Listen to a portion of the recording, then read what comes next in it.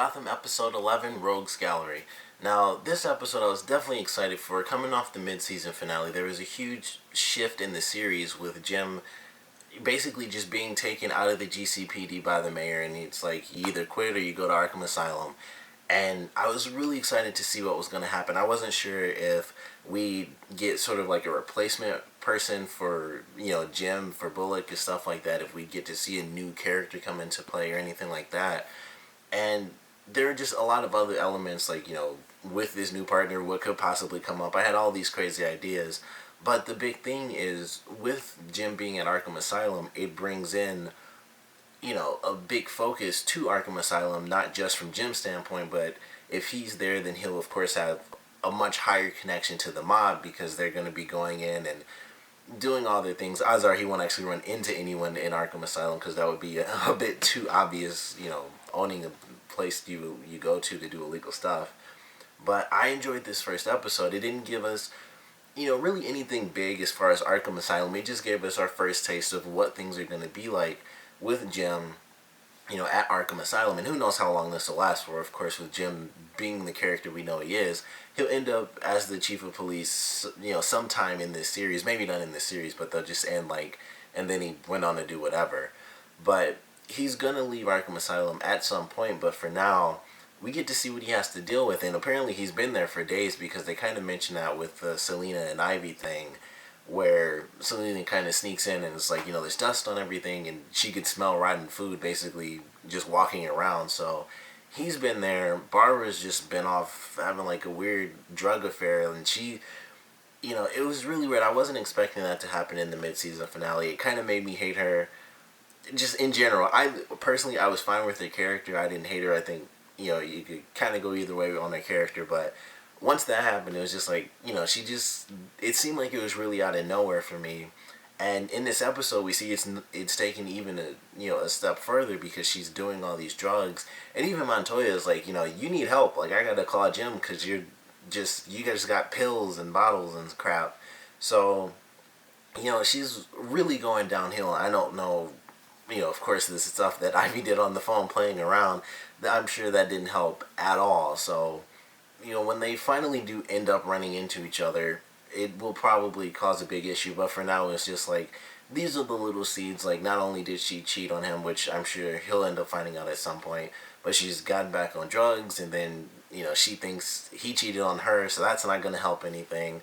But for now, it's just like the little seeds that we got to see. And then the other really big moments in this episode, I think the two biggest things were, of course, the main story that we got to see with Jim and him dealing with his new job and all this crazy crap, and the new boss that he doesn't really like and who doesn't really appreciate him, and also the stuff with Fish Mooney. And we had a little stuff with the Penguin, which I did really enjoy in this episode. It was really funny. It was like he was in the beginning, and I think he was like right towards the end. Those were like his two big moments. And then, of course, he was in the middle, which was just a little moment with him and Bullock.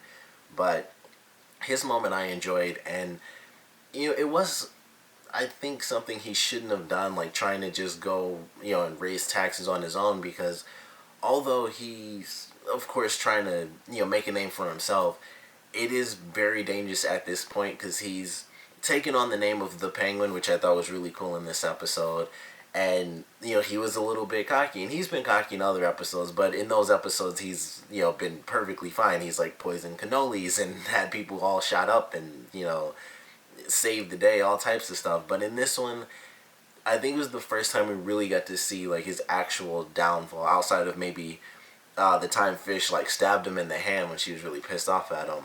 He just gets punched by the cop, and then he's just stuck in there for days, and he kind of has to learn his lesson. And it's like, I screwed up, I got caught, I was kind of jumping ahead, and now he knows, like, alright, he's gonna have me thrown in jail.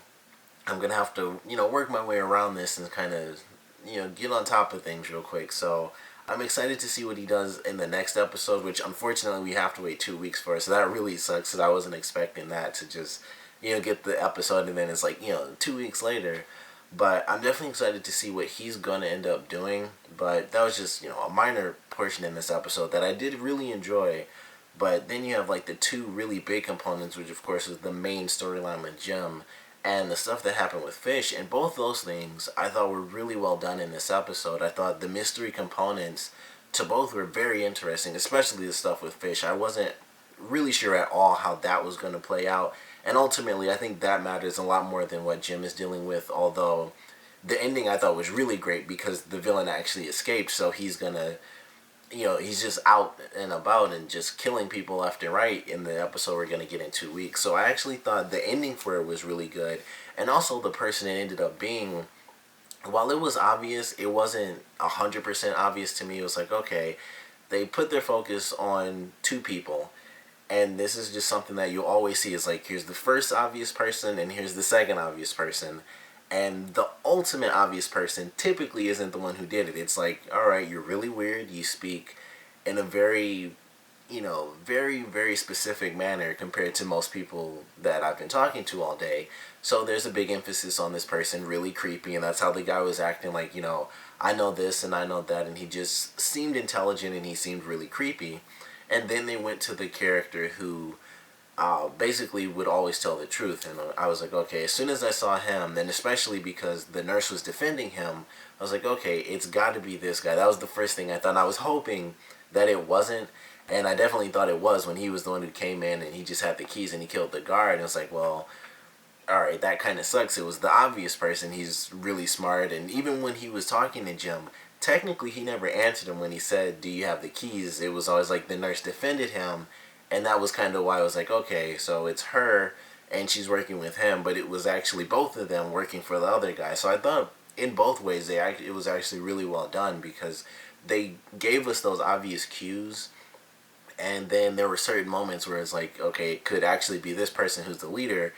And, they kind of flip it around. And it was like, it's one of these people, but it's like, I'm not 100% sure who the leader of it is. And then it ended up being the most obvious person. And it actually worked. As far as I'm concerned, it worked. For you guys, of course, it could easily be very different. But I really enjoyed that. I thought it was cool.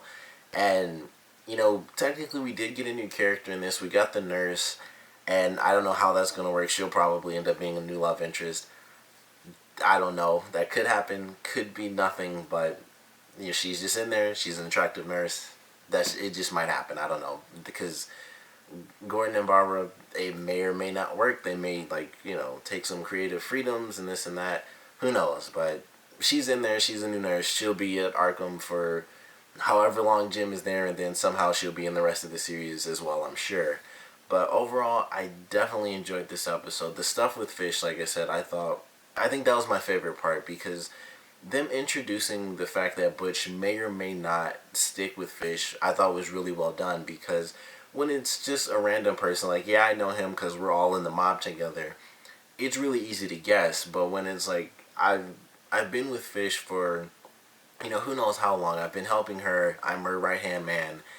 If she takes over, I could easily be guaranteed this, and this.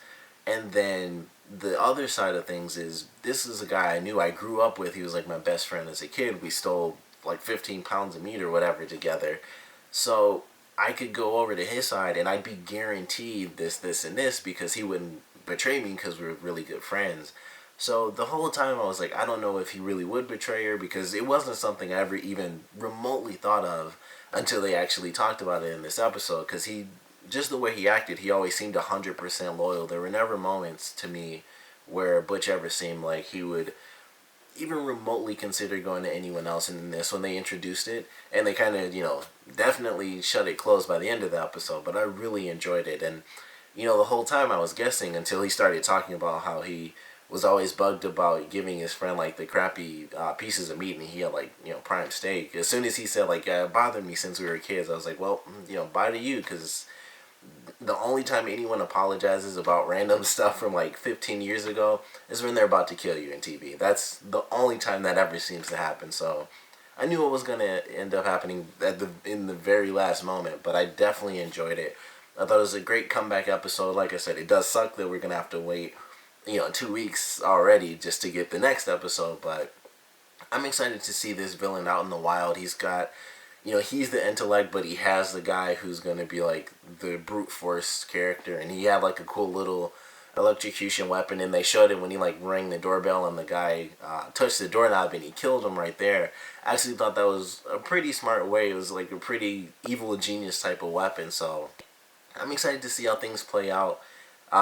Bullock and Jim kind of working together, even though Jim is still technically just like a little security guard at Arkham Asylum. I'm excited to see them kind of bring him back into the fold in some way, at least. I'm really excited for that. And also, Bullock, I think, had one of my favorite moments in the entire series in this episode when he first came back, or when he first saw Jim in this episode, and he like hugged him and like kissed him on the cheek and stuff, and he knew without having to really talk about it, even though they could have easily talked about it off screen. You know, like he came in and was like, all right, this guy's a cookie cutter boss. He's really impeding process. I gotta arrest you. Why don't you take care of this and that? And I'm gonna take this guy down to the station and stuff. And I thought that was definitely my favorite moment for Bullock in like the entire series. And he's had some great moments, like when he got beat up by the woman and then he just punched her, and he was like sucker punched her. That's a really memorable moment for him. It's just all this incredibly silly stuff, but I really love this moment. It was like genuinely, he was excited to see Jem. Like, you know, all the crap they went through is like, we're good now. So, you know, they're officially on like just good partner terms, and he wants them back and all this stuff. So, definitely my favorite moment for Bullock in this season. Great episode, like I already said, twice now. I'm really excited for the next one because I want to see how they really deal with this villain, because it's gonna have a very intellectual property to it with Jim kind of screwing up in a sense. He didn't really screw up because of course he thought it was the nurse, but I'm excited to see how he takes this on mentally, where it's like I could have got this guy but I didn't, and I basically screwed up. These guys got messed up, the inmates. The one guard got his neck snapped. His boss, I'm pretty sure, is dead. He definitely seemed dead. He a lot of blood. So, however that plays out, I'm excited to see it. Of course, I want to know what you guys thought about this episode. So, of course, comment below. Let me know favorite parts, least favorite parts, and what did you guys think about this episode coming back from the mid-season finale? Because there was, of course, a lot of stuff that happened. We didn't even see Bruce, which was very interesting, mostly considering we got to see Selena and Ivy, and it seemed like a really insignificant thing, but I think the main point was so that we could have the Ivy Barbara scene, because it's going to have a much bigger role in a future episode. But it was a small moment, so I want to know what you guys thought about it, and just the little bits and pieces and the mystery aspect of this episode. Like I said, I really enjoyed it. It kept me guessing on both ends, the Fish Mooney stuff, as well as trying to figure out who exactly is like the big boss out of these, couple of characters. But I want to know what you guys think, so like I said, comment below, let me know, and thanks for watching.